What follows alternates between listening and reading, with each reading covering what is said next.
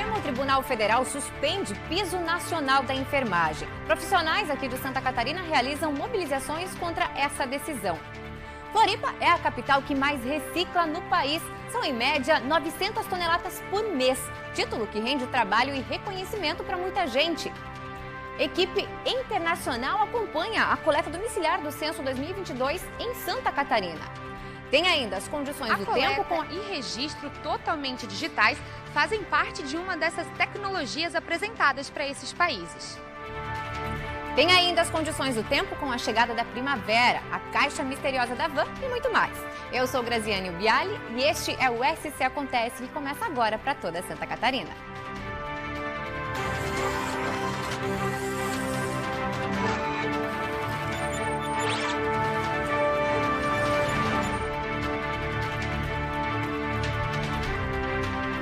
Olá, muito boa tarde. Agentes da Polícia Federal cumpriram mandados de prisão preventiva no Brasil e na Europa e em mais de 80 ordens de busca e apreensão no Paraná, Santa Catarina e São Paulo. Polícia Federal! A Operação Duplo Risco foi deflagrada na manhã desta terça-feira pela Polícia Federal, pelo Centro de Operações Especiais da Polícia Civil do Paraná e pela Interpol. Uma ação conjunta para desarticular 3 organizações criminosas envolvidas no tráfico internacional de drogas. Foram cumpridos 80 mandados de busca e apreensão no Paraná, em Santa Catarina e em São Paulo. Também foram cumpridos 7 mandados de prisão preventiva aqui no Brasil, além de 2 na Espanha e 1 em Portugal. Os agentes já apreenderam armas, drogas e bens que juntos chegam a cerca de 6 milhões de reais. Segundo a polícia, os grupos criminosos aliciavam pessoas pobres e sem histórico criminal, com promessas de lucros exorbitantes. As chamadas mulas eram usadas para o envio de drogas ao exterior. Os principais destinos eram Europa, Ásia e Oriente Médio. Essas organizações criminosas aliciavam pessoas jovens e de boa aparência. Pegavam um rapaz e uma moça, simulavam um casal para tentar ludibriar os órgãos de fiscalização, tanto no Brasil quanto no exterior. Os suspeitos vão responder pelos crimes de tráfico internacional de drogas, organização criminosa e lavagem de dinheiro. Uma pesquisa apontou que 5 em cada 10 mulheres brasileiras já tiveram o corpo tocado sem consentimento em um local público. E mais, 31% delas sofreram tentativa ou abuso sexual. O estudo elaborado pelo Instituto Patrícia Galvão mostrou que 45% das mulheres brasileiras já tiveram o corpo tocado sem consentimento em local público. Entre as entrevistadas, 31% sofreram tentativa de abuso sexual. A pesquisa Percepções sobre Controle, Assédio e Violência Doméstica também revela que 30% das mulheres afirmaram terem sido agredidas pelo parceiro bêbado ou drogado. Infelizmente, esse é um cenário que nós temos no nosso país ainda, né? Muitas mulheres enfrentando essa situação dentro de casa e precisam buscar redes de apoio que podem auxiliar essas mulheres a sair dessa condição ou ainda encontrar um caminho para relatar essa violência sofrida e responsabilizar o infrator, né? A pesquisa também chama atenção para um detalhe: a resistência de alguns grupos da sociedade em relação à Lei Maria da Penha, o que mostra a necessidade do poder público de criar ações de combate à violência contra a mulher. O tema está sendo tratado na 16ª edição do Curso Nacional de Atendimento à Mulher em Situação de Violência Doméstica e Familiar, que começou nesta segunda-feira na Academia da Polícia Civil em Florianópolis. Profissionais da segurança pública de todo o país participam do curso, promovido pelo Ministério da Justiça. As pessoas precisam se atentar que o comportamento mudou, a cultura mudou e a lei mudou também.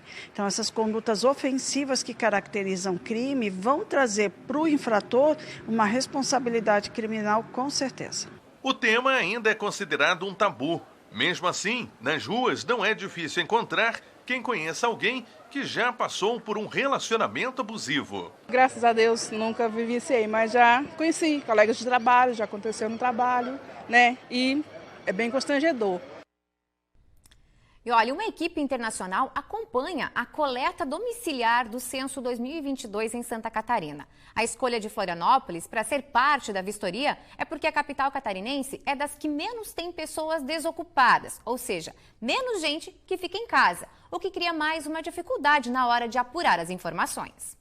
Representantes dos Institutos Nacionais de Estatística de países latinos e africanos foram recebidos em Santa Catarina para observar as técnicas utilizadas pelo IBGE no Censo 2022. É a primeira vez que o IBGE de Santa Catarina recebe os observadores internacionais. Estamos recebendo 2 observadores do Instituto Nacional de Estatística do Chile, 2 do Instituto Nacional de Estatística do Peru e mais um representante uruguaio do Fundo das Nações Unidas para a População e uma representante da Agência Brasileira de Cooperação.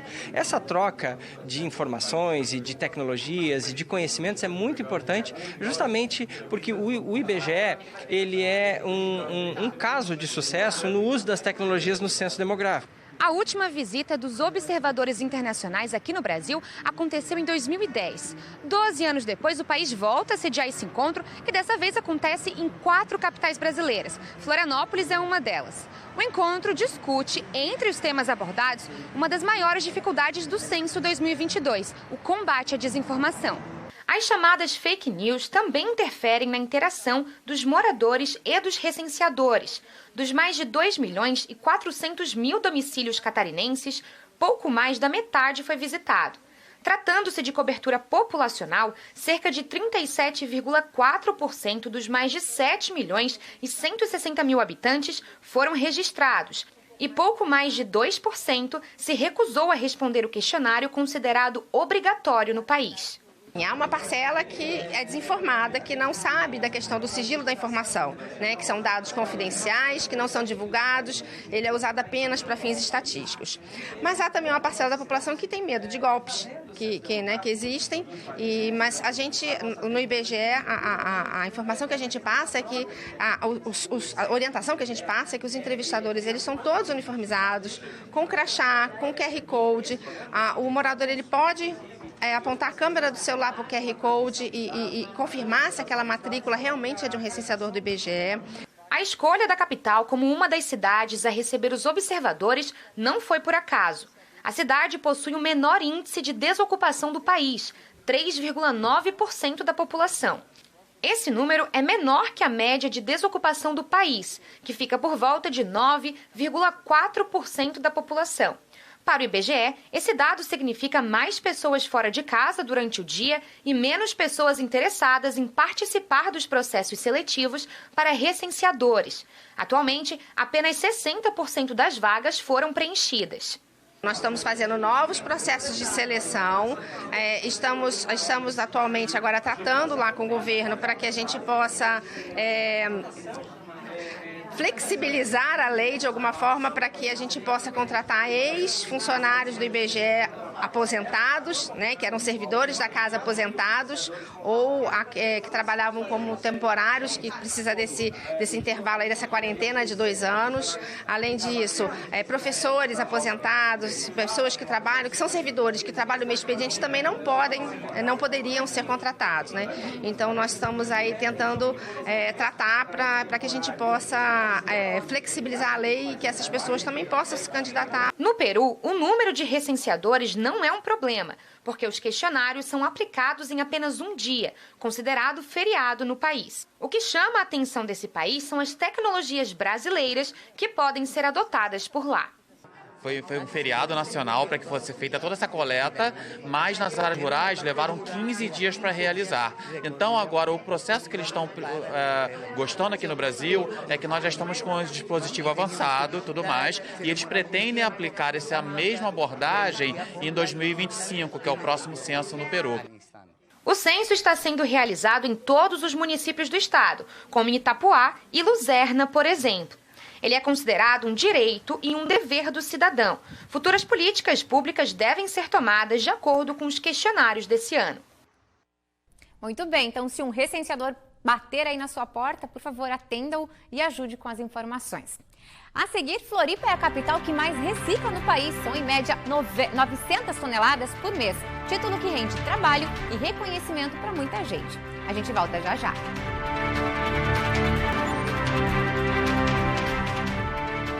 Olá, estamos de volta. E agora, com aquela pergunta tão esperada. Você se considera bom em acertar charadas?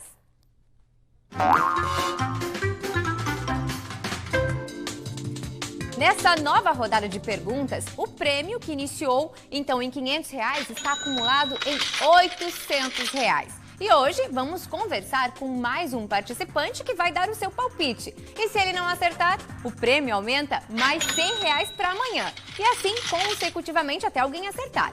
Então vamos à dica de hoje? Você costuma me encontrar na cozinha. E aí, tem algum palpite? O que será que tem dentro dessa caixa, hein? Olha, se você ainda não se inscreveu, ainda dá tempo. Mande um WhatsApp para o número aqui da tela com o seu nome completo, endereço e a frase "Eu sei o que tem na caixa misteriosa Van". Depois de se inscrever, você precisa aguardar e torcer para ser sorteado. O regulamento dessa promoção você pode acessar através do QR Code que está aqui na tela também.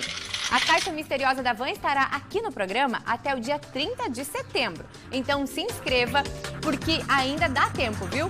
Boa sorte para você! E está suspenso o Piso Nacional da Enfermagem, que já tinha sido sancionado pelo presidente da República. A lei, que tinha sido aprovada, foi revisada pelo Supremo Tribunal Federal, que pediu a suspensão temporária. Aqui em Santa Catarina, algumas mobilizações acontecem contra essa decisão. E sobre esse assunto, a gente vai conversar ao vivo com a repórter Júlia Matos e vai explicar pra gente o que motivou a suspensão e quais são os próximos passos a partir de agora. Júlia, boa tarde, conta pra gente. Boa tarde, Grazi. Boa tarde para você que acompanha o SC Acontece. Essa suspensão, né, Grazi, aconteceu na última quinta-feira. O piso salarial da enfermagem seria aí de R$ 4.750, 50% desse valor para parteiras e auxiliares e 70% desse valor para técnicos de enfermagem. Sobre a motivação, o STF alegou que as fontes de custeio deveriam ser informadas pelas entidades. Mas quem vai explicar mais um pouquinho sobre isso é a Sandra Regina da Costa, que é presidente da Corem. Sandra, o que é essa alegação do STF, né? O que isso significa para os enfermeiros? Bom dia a todos, né? Eu acho que primeiro é importante frisar que o piso salarial da enfermagem, ele tem legalidade e ele é constitucional. Ele foi aprovado, né, tanto pela Câmara quanto pelo Senado. O que o Supremo Tribunal Federal suspendeu por 60 dias foi na alegação do entendimento de onde vem o financiamento para que os municípios, o Estado e o Federal possam pagar esse piso. Então, o que tramita agora e o que é importante que os profissionais de enfermagem saibam e a população é que tramita no Congresso Nacional alguns projetos de lei que vão falar sobre esse financiamento, como a questão do pré-sal, dos impostos sobre os jogos de azar, todos os projetos que vão ajudar nesse financiamento. Então, nós precisamos aprovar isso no Congresso, de forma a dar uma robustez nisso, para que o Supremo libere, então, o piso salarial seja totalmente aprovado. Sim, uma dessas ações que vai acontecer, inclusive, hoje aqui no centro, na Praça Tancredo Neves, vai ser a Assembleia Geral, né? Para o pessoal de casa entender, essa Assembleia vai discutir o quê? Quais os próximos passos da enfermagem quanto a isso? Então, essa Assembleia ela é promovida pelos sindicatos, o Corem de Santa Catarina e todos os Corems apoiam essa manifestação e a gente pede, então, que os profissionais de enfermagem se coloquem num posicionamento para que esses projetos sejam aprovados e que o piso salarial seja realmente efetivado. Para vocês terem ideia, hoje, alguns técnicos de enfermagem recebem o salário mínimo ou menos do que isso, né? Para trabalhar, às vezes, 44 horas. Então, é uma manifestação pedindo apoio da população e também dos nossos congressistas para que aprovem as leis que vão trazer o financiamento para o piso salarial. Perfeito, obrigada, Regina. A gente vai voltar então no estúdio, né, Grazi? A gente vai continuar aí acompanhando, inclusive a Assembleia de hoje à tarde. Tá certo, muito obrigada então a Júlia. Lembrando que hoje tem manifestações aí por todo o estado. E agora, então, é hora das condições do tempo aqui no SC Acontece.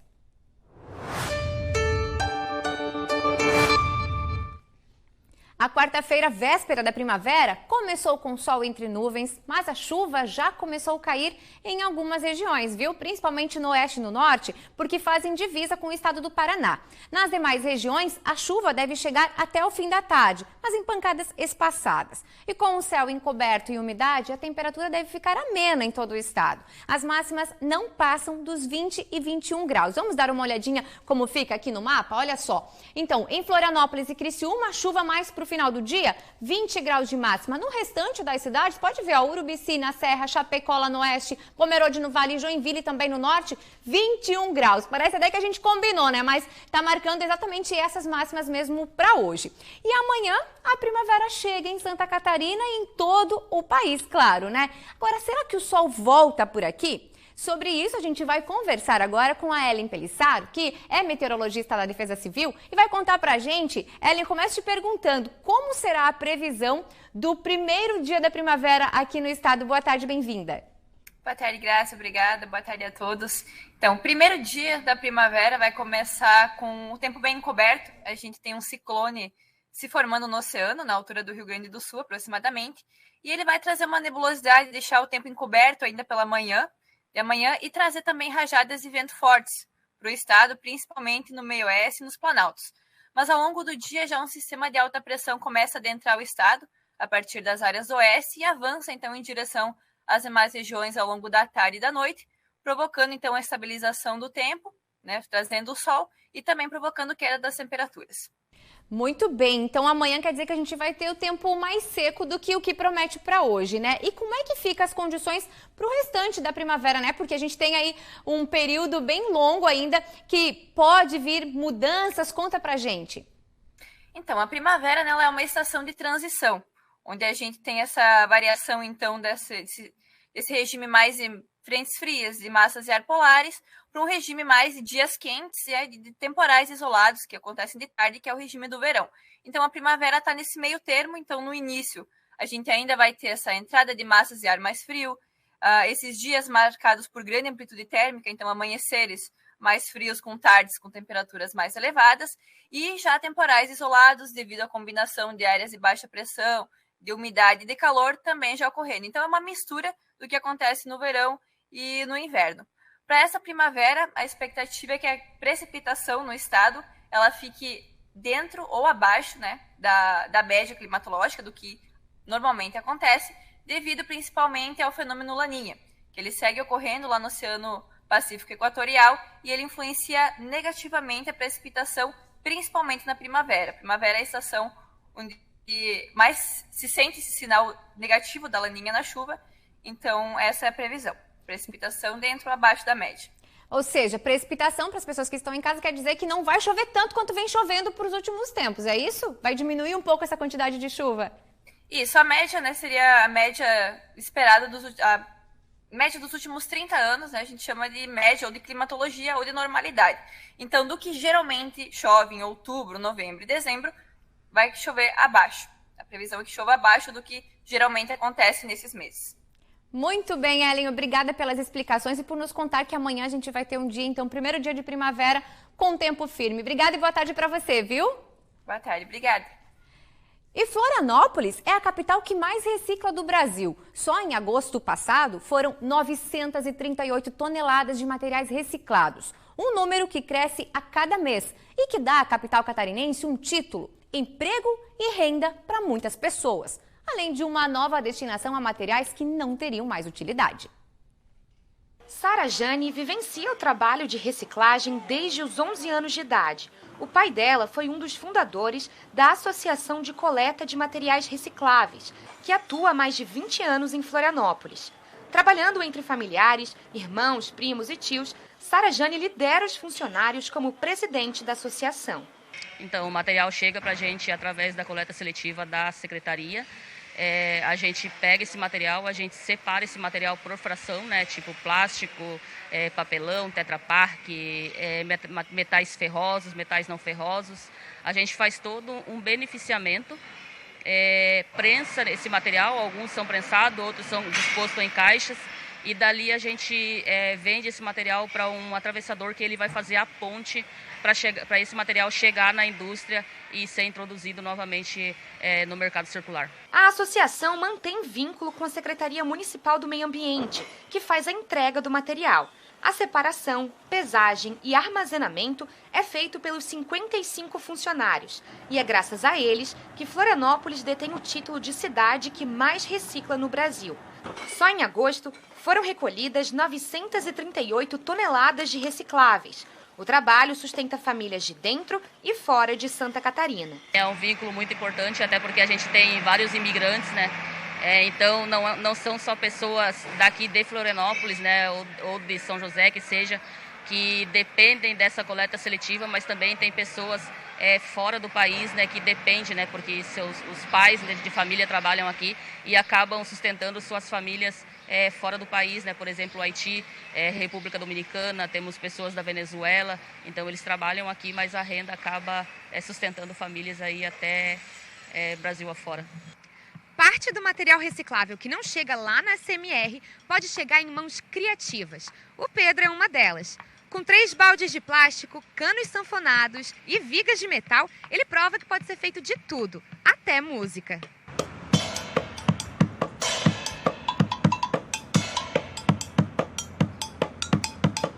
Para Pedro, a reciclagem é um ato de bondade com o mundo e um potencial cidadão. Por isso, seu trabalho alcança, além de estudantes, pessoas em situação de rua e empresas que apoiam o projeto. Hoje são as escolas que nos procuram, porque nós atendemos hoje mais de 150 instituições, ou melhor, já foram mais de 150 instituições já atendidas. Nossa ideia é criar, sim, uma rede de apoio para que a gente consiga levar educação, acolhimento, afeto e consiga debater de maneira inteligente e artística sobre respeito, empatia e resiliência, que são os nossos pilares do trabalho. Aqui em Santa Catarina, são mais de 200 associados que fazem a ponte entre as associações de coleta e materiais levados por coletores individuais com as indústrias. Os produtos que são transformados e vendidos inspiram outros que podem, assim como o Pedro e a Sara Jane, ver o mundo com outros olhos. Pra gente, lixo é o que a gente não consegue mais reciclar, né? Material que não tem mais vida útil. Tem que ser sustentável economicamente, financeiramente, na questão ambiental e também o que a gente entrega para a nossa comunidade. E aí? Será que todos estão fazendo? E a gente está tentando fazer minimamente a nossa parte. E aí, você de casa, está fazendo a sua parte? Olha só, a seguir temos mais uma ligação da caixa misteriosa da Van. É isso aí, fica ligadinho, hein? E também vamos falar de eleições. A gente volta já.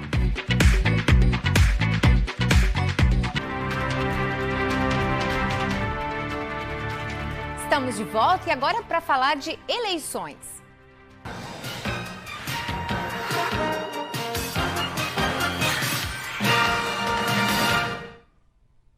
Entidades ligadas ao setor de tecnologia divulgaram um documento com propostas para os candidatos que disputam o governo do estado. A ideia é fortalecer ainda mais essa área estratégica para Santa Catarina. O documento foi assinado pela Associação Catarinense de Tecnologia, a ACAT, e pelas entidades parceiras regionais e representa os anseios de um setor que responde por mais de 6% da economia do estado. Entre as principais reivindicações estão a criação de um gabinete de inovação ligado ao governador e transversal às secretarias, o fortalecimento da Secretaria de Desenvolvimento Econômico, a destinação de recursos da Fundação de Amparo à Pesquisa, a FAPESC, para o setor de tecnologia e inovação, a criação de um programa amplo de formação de profissionais de tecnologia, a utilização do CIASC como ferramenta de inovação para o serviço público estadual, compras públicas de produtos e serviços de inovação oferecidos por empresas catarinenses, recursos de fomento via bancos públicos para empresas do setor, a utilização do Sapiens Park na capital como um ativo estratégico de inovação estadual e a participação da ACAT na governança dos centros de inovação estaduais. E agora vamos falar de emprego e inclusão. Hoje, Florianópolis promove o primeiro feirão de empregos inclusivo. São 340 vagas de empregos e estágios, além de orientações e cursos profissionalizantes para pessoas com deficiência que buscam uma oportunidade de ingressar no mercado de trabalho. A iniciativa da Prefeitura de Florianópolis tem parceria com a Fundação Somar. Empresas também participam com palestras e esclarecimentos sobre os direitos. O feirão ocorre em Santo Antônio de Lisboa, na sede da Fundação Somar, até às 5 horas da tarde de hoje. Muito importante, então, essa ação da Prefeitura de Florianópolis. E olha só, vamos mudar de assunto, mas ainda dentro dessa questão da inclusão. São José foi sede do 3º Brasileiro de Jiu-Jitsu Paradesportivo, que reuniu atletas de vários estados brasileiros. Um exemplo de superação no tatame e na vida. Dá uma olhada. No tatame, cada um dos paratletas deram o seu melhor. Quanta determinação, quanto foco e resiliência. Eu sou 10 vezes campeão brasileiro, fui campeão mundial da CBJJE convencional em fevereiro de 2022. Fui campeão pan-americano e sul-americano, fui campeão da Xangli no Rio, em São Paulo, em Minas e Manaus. A competição voltou a ser realizada em Santa Catarina e reuniu atletas de todos os estados. O resultado está sendo positivo. A maioria de Santa Catarina atingiu o pódio em primeiro lugar. Vamos ter um resultado bacana e o mais bacana é ver eles dar um show. A seleção de Santa Catarina esteve muito bem representada. 26 atletas disputaram as lutas e muitos garantiram medalhas para o estado. Nós não estamos descobrindo qual é o limite que eles possuem, mas nós estamos mostrando qual é o potencial que eles possuem, até onde eles podem chegar, até onde eles podem se desenvolver. E aqui esses atletas hoje estão mostrando entre si, para suas famílias e para o mundo, o potencial gigante que eles possuem. Além do show na habilidade, eles dão um show em superação. Que show realmente, não é mesmo? Olha só, gente, quanta disposição eles têm ali, né? Quanta garra para conseguirem lutar, ainda que tenham muitas dificuldades. Agora eu convido vocês para a gente dar uma observada no nosso site, no tvbv.com.br, porque hoje é dia 21 de setembro, é o Dia Nacional da Árvore, que é inclusive nossa manchete de capa nesse momento. Florianópolis realiza o plantio de garapuvus. Olha só que bacana. Vamos dar uma olhadinha no que tem aqui? Nessa quarta-feira é celebrado, então, o Dia Nacional e para comemorar, a Secretaria Municipal do Meio Ambiente e a Fundação Municipal do Meio Ambiente aqui de Florianópolis estão realizando esse plantio de mudas de garapuvus, a árvore símbolo aqui de Florianópolis, inclusive na Costa da Lagoa. Gente, olha que ação bacana, né? Afinal de contas, hoje precisamos sim tomar esse cuidado com as árvores e tudo mais. E a gente lembra que é nesse mesmo portal, no tvbv.com.br, que vocês podem também acessar outras notícias e muitas informações. Muito interessante isso. Dá uma olhadinha aqui então, vamos ver mais alguma notícia? Vamos lá, temos mais algumas notícias? É isso, gente. O site, então, tvbv.com.br. Agora eu quero saber como é que está a ligação aí da Caixa Premiada. Vamos lá? Daqui a pouquinho a gente vai ter a ligação da Caixa Premiada, porque agora a gente vai voltar a falar de eleições. Os candidatos ao governo do estado participaram de um painel promovido pelo Conselho das Entidades Empresariais de Santa Catarina. Os 8 candidatos, cujos partidos têm mais de 5 representantes no Congresso Nacional, apresentaram as suas ideias. Cada candidato teve 10 minutos para uma apresentação com base em 2 pautas solicitadas pelo Conselho das Entidades. Projetos previstos no plano de governo para estimular o desenvolvimento do setor produtivo em todo o estado e compromissos para melhorar a qualidade de vida da comunidade de Joinville e região. A apresentação foi feita em ordem alfabética. Para auxiliar na escolha dos tópicos abordados nas apresentações, o Conselho de Entidades enviou aos candidatos as bandeiras econômicas e sociais consideradas prioritárias para o setor produtivo e para a comunidade. Nós preparamos um manifesto para os candidatos. Essa é a oportunidade deles se comprometerem com esse manifesto. Estar aqui para discutir os problemas e junto com os empresários, com as entidades representativas do povo de Joinville, encontrarmos as soluções. Eu vou governar horizontalmente com a sociedade. Essa região vai ter o maior número de terminais portuários do Brasil. só perdendo para a concentração de São Paulo. Portanto, nós temos um futuro em matéria de logística extraordinário. Nós temos muitos desafios para o novo governo. Joinville é a cidade economicamente mais forte, a mais populosa. Ela é fundamental a saber exatamente o que fazer, agir rápido e trabalhar muito. Faremos um governo em direção e apoio aos municípios, principalmente esse município pujante, que precisa de apoio na mobilidade urbana, que precisa apoio do seu principal hospital, que é público, porém é municipal, o Hospital São José. Dá a todos os empresários, a associação, a GEURPEM, CDL, todas as associações, a CIF, né? A nossa palavra de compromisso com Joinville, o prefeito Adriano já sabe disso. O nosso compromisso com Joinville continua, né? Então, para mim é muito importante, primeiro, vir aqui com esse tempo que me dão para prestar contas do que a gente já avançou em investimentos na região e assumir os compromissos de se manter alinhado, né, as boas práticas do nosso governo, para avançar em infraestrutura, em educação, em segurança pública. Joinville, assim como a região norte, o Vale do Itajaí, ao longo dos anos tem se mantido um pouco desprezada pelo governo do estado, em especial na questão da infraestrutura, que deve muito à cidade, à região. Nós viemos com uma proposta de enxugamento da máquina pública, diminuição de locação de prédios, de contratos com empresas terceirizadas, uso de tecnologia, para que o serviço chegue na ponta, mas com estrutural menor, que hoje é desnecessário e dada a tecnologia 5G e outras, né, telechamadas, enfim. Muito bem, é hora então da ligação da caixa misteriosa da van. Produção, já temos alguém na linha? Quero saber. Produção. Não tem ninguém na linha, gente. O número sorteado não atendeu a ligação. É isso mesmo, não atendeu a ligação. Então, a boa notícia é que o prêmio acumula. Amanhã nós temos, então, R$900 da caixa premiada. Não perde, hein? Continua tentando. Beijo, até mais.